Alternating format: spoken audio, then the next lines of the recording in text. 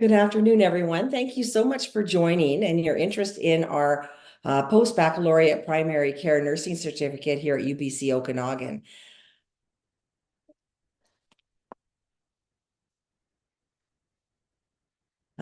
We would like to begin by respectfully acknowledging that we're on the Syilx Okanagan Nation and their people's ancestral and unceded territory that the UBC Okanagan campus is located on and that we're presenting from today.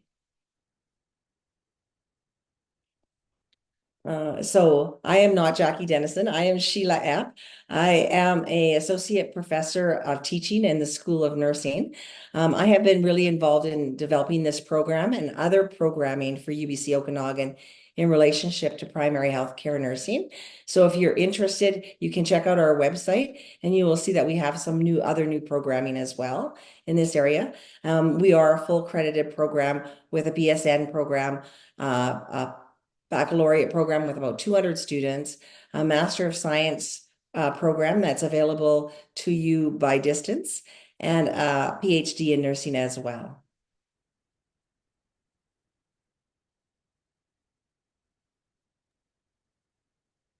Sheila, do you want me to introduce myself as well? Sure. Yeah. Hello, everyone. I'm Nellie Oakey. I'm a faculty member, a research faculty member at the School of Nursing, and primary care is my area of research and focus oftentimes, and looking at primary care teams as well. So happy to be here and help out with this presentation. And I acknowledge that I've also been involved in the development of different components of the program. There's our names if so that you can see it, Dr. Nellie Oakey and Sheila Epp. So today we're going to share with you a little bit about primary care nursing education needs for both provincially and nationally, a bit of a program overview. We'll discuss maybe very briefly about applying credits to graduate programs, talk about the scheduling of the courses and the fees that are attached, so the tuition fees, and then open the floor for any questions and discussion that you may have.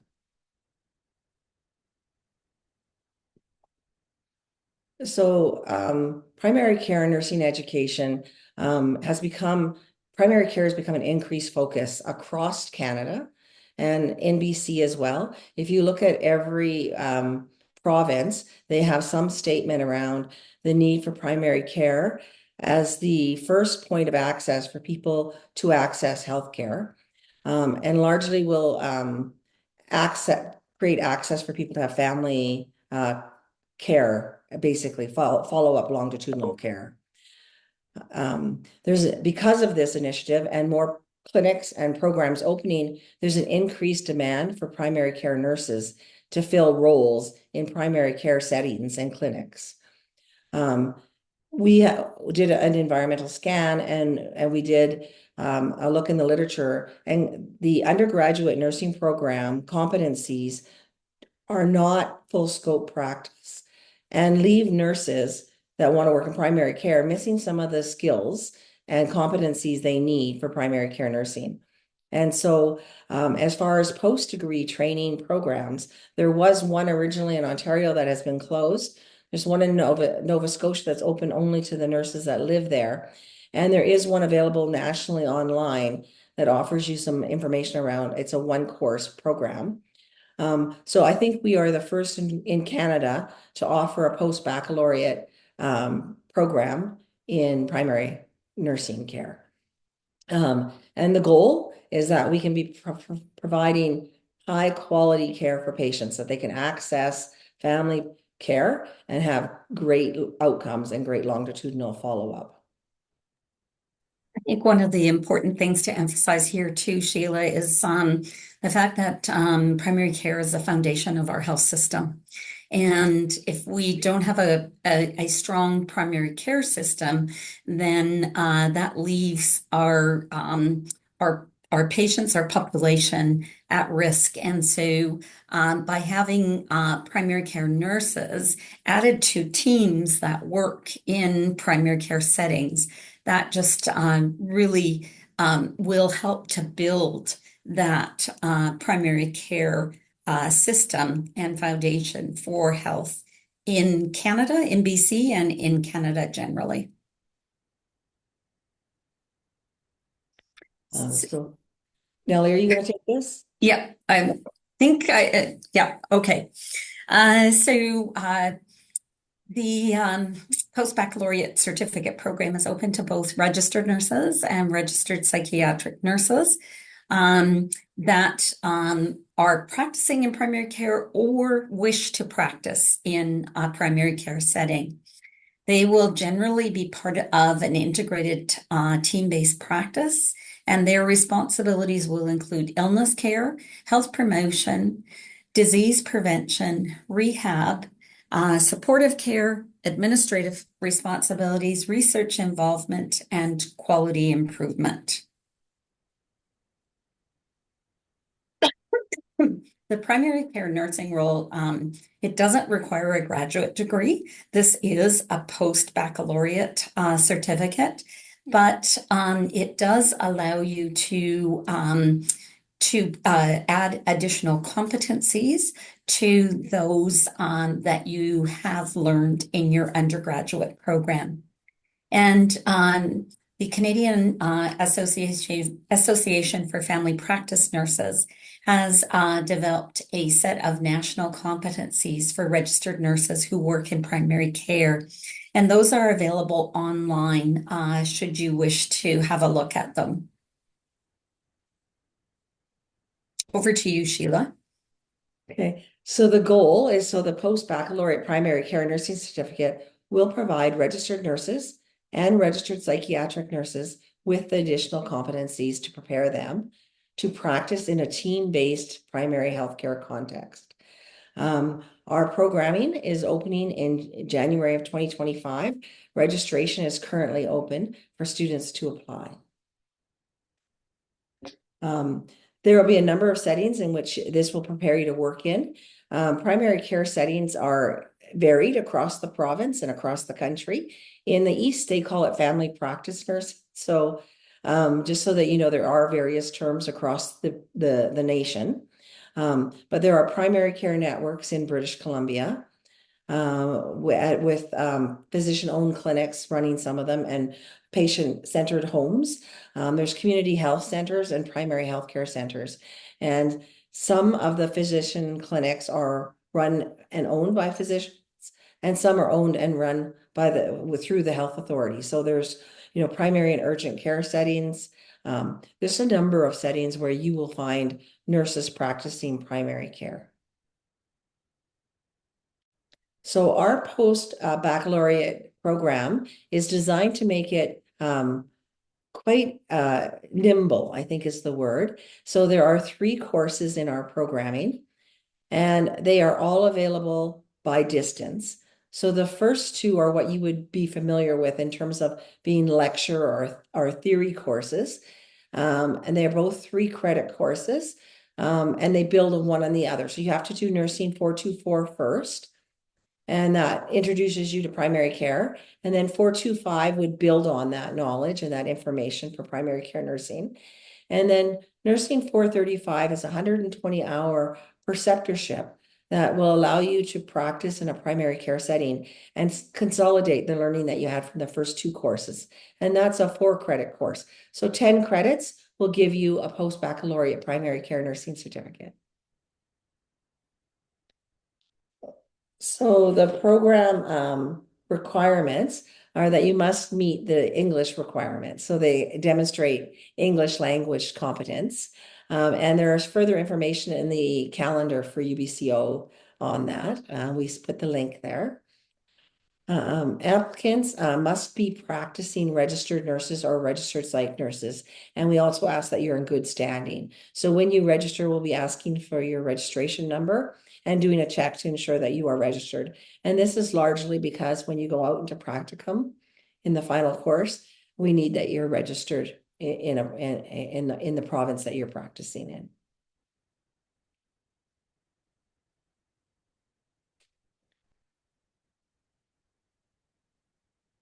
Nellie, are you taking this? Yeah. Yeah, I Thank you. think I'm up. Sorry, everyone. Sheila and I didn't have an opportunity to practice this. We're just sort of going with it as Sheila has been out of town.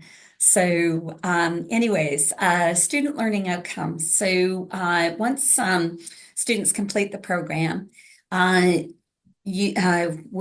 students will be able to use an equity lens to look at so gaining knowledge of concepts and frameworks that are foundational to primary care and primary care nursing in serving diverse populations, reducing health disparities, and promoting equity. So an example of this could be in a community health center where the community health center may be servicing a specific group, a priority population group. Another example might be in a rural community where there is a team that then provides care at like a health center or a physician-owned practice, providing and addressing the inequities of rural populations. And primary care nurses will develop assessment approaches. They'll look at care planning and evaluation of care and looking at disease prevention, health promotion, and management of health conditions across the lifespan. So you're looking at all age groups and across that lifespan. So from birth to, as some people often put it, to the grave. And then also looking at interprofessional collaborative care models. So working together as a team, either face to face, but also virtual teams are very much a part of what happens these days as well. So following the program, students will be able to explore evidence-informed guidelines and care planning for providing quality care for primary care clients or patients, build knowledge of case management, case coordination, system navigation for clients across the continuum of care and across, again, the lifespan. And I think this is one of the big pieces that nurses in primary care often do, is that case management, particularly for people with complex conditions or multiple chronic conditions. Build a knowledge of quality improvement principles as a way to support safe and quality care, and the demonstration of knowledge, skills, and abilities in primary care nursing competencies in a primary care setting. So Sheila has outlined that there are two theory-based courses. They are delivered online, and they are a mix of asynchronous and synchronous sessions. So work that you do on your own and work in a virtual class setting. They occur over 4 weeks, and there are three, backwards. 3 hour synchronous sessions, 1 3 hour synchronous session per week over the 6 weeks. So the course descriptions are here.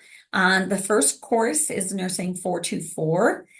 This is a course that we've been offering in our undergraduate and graduate program for the last 2 to 3 years, 2 years for sure. And so it's really a foundational course that looks at concepts around the role of primary care nursing in these multiple diverse populations to address health disparities and inequities.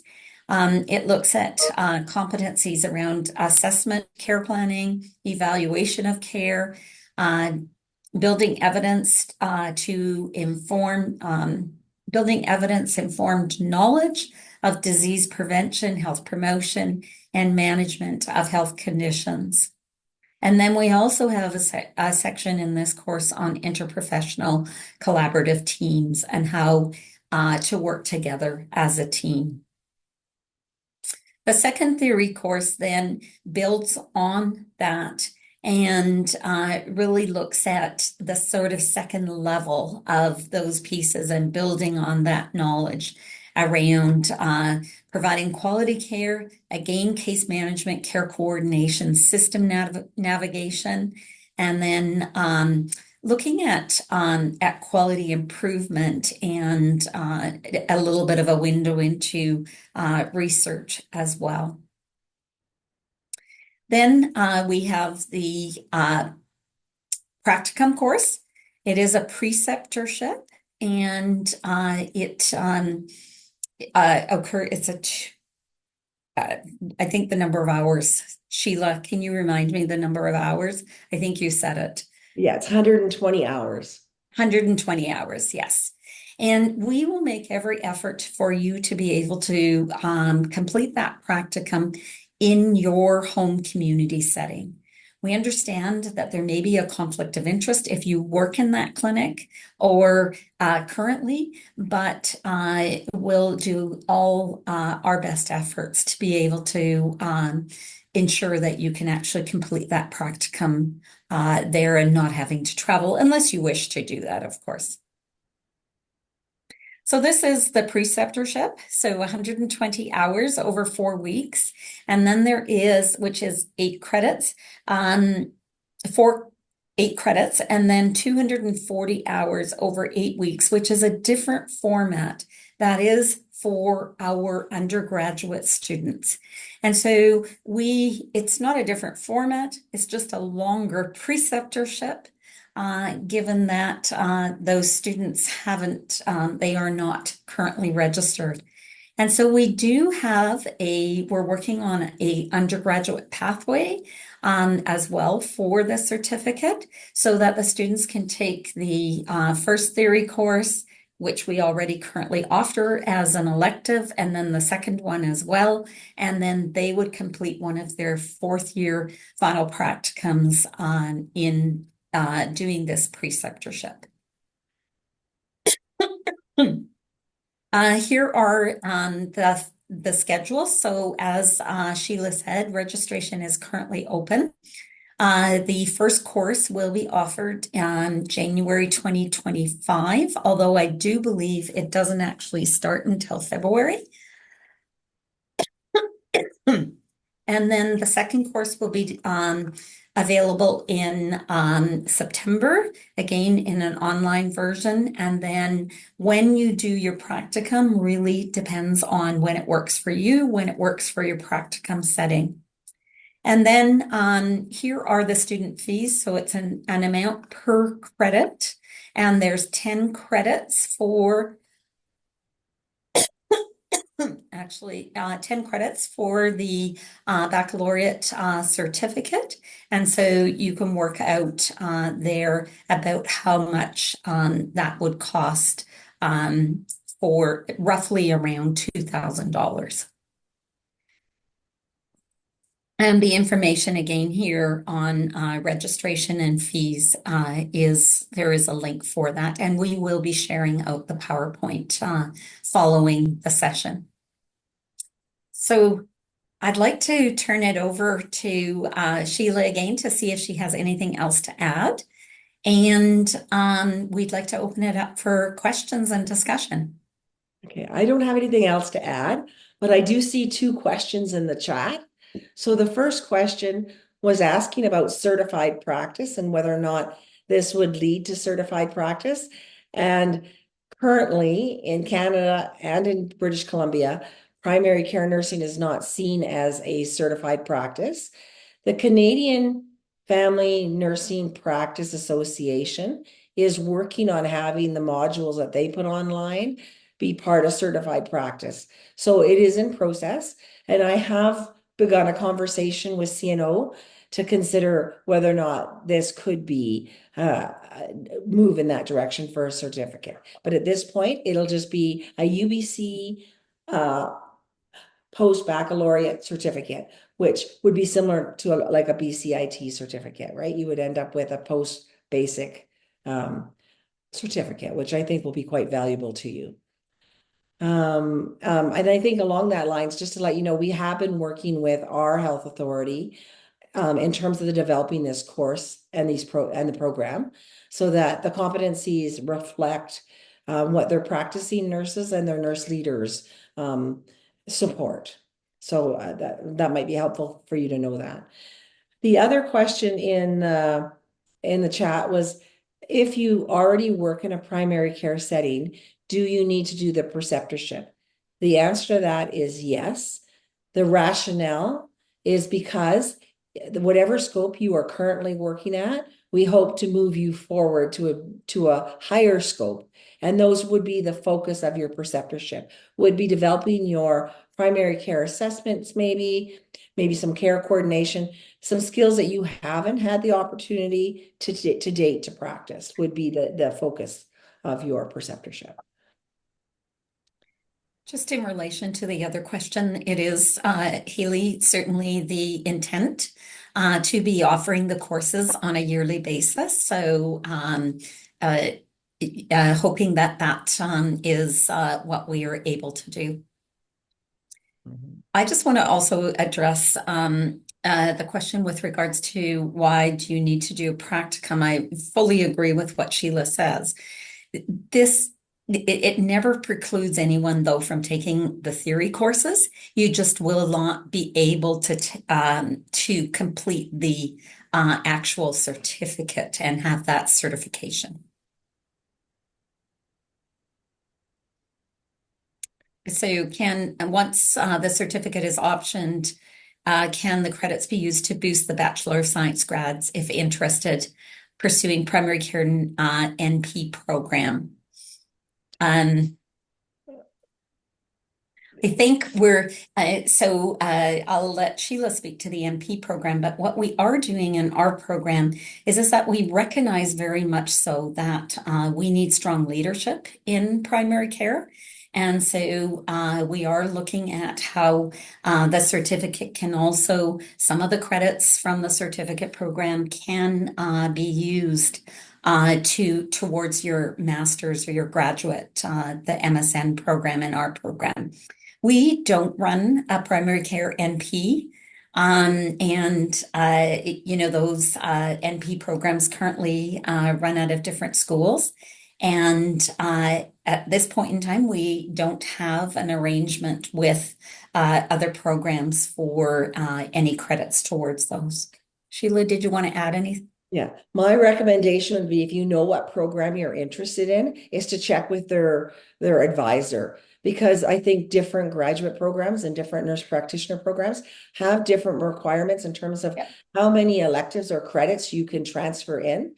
And because they are, 400, or if you chose to take them at the 500 level, which you could choose, they may accept them. So I would do your due diligence in terms of checking with the program or programs that you're exploring.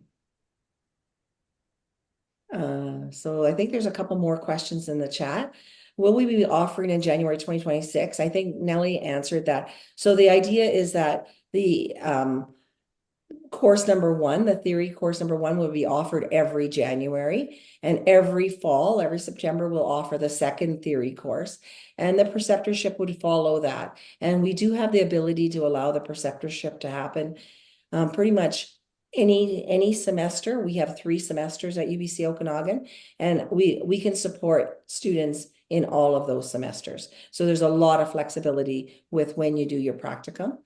We are also trying to explore with housing on campus that if you wanted to do your preceptorship in the Okanagan and you wanted to come and do a consolidated 1 month because you could do your holidays, we're looking at trying to get some good pricing on student housing during the spring summer term. So we are exploring that, and so stay tuned for that information if that's something that might be of interest to you. Okay. Then someone's asked if this is applicable to urgent care. And I think Lindsay is online and she might be able to answer this more clearly than me. But my understanding is that urgent care is a little bit of, it's not quite emergent care, but it is people coming in with episodic health challenges. And that is different than the primary care stream that usually runs in the same clinic. Primary care is more similar to family practice, where people have health challenges but are being followed over time receiving some teaching, and then follow-up care. So looking quite, and the nurse can do a number of those pieces in primary care setting. And so often you'll have a doctor, a family physician, a nurse practitioner, and a nurse working in the same clinic and seeing clients for various pieces of their needs. So Lindsay, did you want to comment on that at all? Sure, I can comment from the perspective of more so interior health and probably more so British Columbia. But certainly I echo what Sheila said. In urgent care, we tend to see patients with more episodic challenges. And in some cases, there are primary care clinics attached. And in some cases, nurses do have dual roles both in urgent care centers as well as in the primary care setting as well. So there is some overlap, but typically in urgent care, it's not, although it's considered primary care, it looks a little bit different. It has a little bit of a different feel in terms of that longitudinal piece. Okay, so Sheila, another question in the, sorry, Nellie. yeah, go ahead. I was going to ask you to answer the question about the RPN diploma. Okay, so the answer to that is no. And the rationale is these are 400 or 500 level course, which would be the fourth year of a BSN program. So not to negate your experience, like someone who has a diploma has been practicing for a long time, has great clinical expertise. But I believe that the academic nature of these programming might be a bit challenging at the 400 level without having your degree. And so that was what made us made that decision. However, this is my opportunity to tell you that we do have some programming for primary care nursing that is doesn't require a degree. You could do it with a diploma, and it is called micro-credentialing. And those are available on our website, and they're more practice focused. So they are, more suitable for a diploma prepared either nurse or RPN. So hopefully that answers your question. With regards to the question around what's covered in the theory courses, is, for example, do we cover prenatal care, managing chronic conditions? And I think the managing chronic conditions or that piece around case management, all of those pieces is definitely a piece of what primary care nursing is all about. Prenatal care, we will absolutely reference those pieces and talk and use case studies or whatever, because this is care across the continuum. Anything to add, Sheila? Yeah, I would just add again another plug for the micro credentials. So I believe that this certificate will really give you a big understanding of, team-based care, primary health care, and it will introduce you to all the roles and these pieces around primary care nursing, and then you will build them out in your preceptorship. But if you're interested in a specific area, like just case management or select populations like prenatal care, our micro-credentials are short programming of about 70 hours of time commitment on your part, and they are very skill focused. So if you're really interested in building just your skill on working with, say, with select populations or in case management, that's an option for you. So I encourage you to look at our website, and we have them both outlined there. I think they complement each other. They're a little different, but they are complementary to one another. So a nurse could choose to take the micro credentials. You can just take one, or you can choose to take all four. Right now there's four. And so you have some options with that. So moving down the chat, would this certificate be applicable to the psychiatric hospital environment? I would say no. I think the psychiatric inpatient kind of clinic units are more related to episodic health. I know that you have clients that you see over time and they keep coming back sometimes, and so you do get to know your clients. But I do think that is more of an episodic focus, whereas primary healthcare would be seeing that client in the community and managing them over time in the community. And that would be through their transition to acute care and back out and those kinds of pieces. So it would be more applicable to a nurse working in some sort of a primary healthcare setting in the community. The synchronous sessions for January are posted on our website. I don't want to lead you astray, but they're over 6 weeks, I think, beginning around mid-February to the end of March. And the times have been posted on our website. I believe Tuesday's asynchronous and Thursday's the synchronous session, but Yeah, I'm not, I don't have. I did add those, Sheila, to the chat. Thank you very much, Brad. Oh, I see that. That's perfect. Yeah. Sheila, arranging practicums outside of BC, how does that work? So the big secret with this one is to connect with our nursing practice placement coordinators sooner than later. Typically, we have quite a few affiliation agreements in place with a lot of health authorities. And however, if depending on where your clinic that you might want to be placed in, we need to have this affiliation agreement. And it's not a complex document, but it usually goes back and forth between our lawyer and their lawyer before it's signed. And that process can take about 6 months. So, but typically we are able to get those in place and get students placed. So a lot of it is that lead time that you would give our practice placement coordinators. The other caveat is that primary care is developing across our nation. And some provinces are more developed than others. And so some health authorities and some offices feel they may not have the expertise to offer a preceptorship. So that's the other one that might be a little bit of a challenge. But our nursing practice placement coordinators are committed to working with you to find a placement close to where it would work for you, close to your home.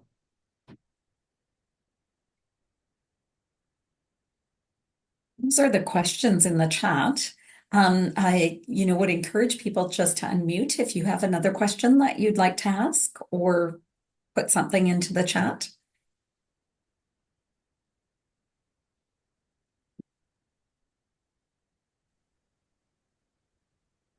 Sorry, Sheila, just as a follow-up for the synchronous session, Scott is also asking what time of day those are at. They are later. Lindsay, do you know? Because you're team lead.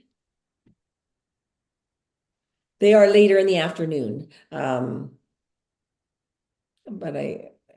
we can post that on our website. We'll find that out. Or Lindsay, are you checking? The other thing that is BC time. So if you're out of province, it is certainly later in the day. It's at 2:00 and it's either on a Tuesday or a Thursday. So the synchronized sessions are on Thursday. So it'll be 1400 to 1700 BC time. So mountain time. Pacific time. Yeah, Pacific time.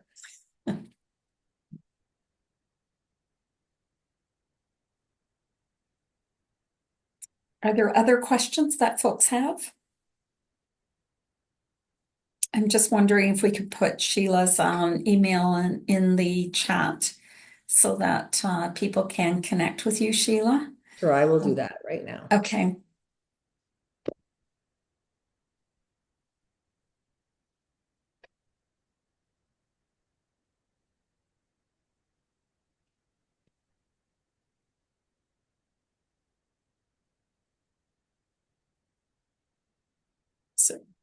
So if you have additional questions, you leave the presentation, you think about other things, please feel free to contact Sheila.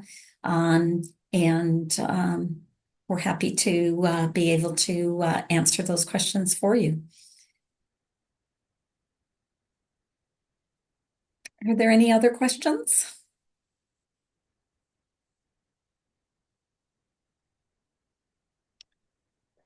And Brad has put the application form into the chat as well, link for that.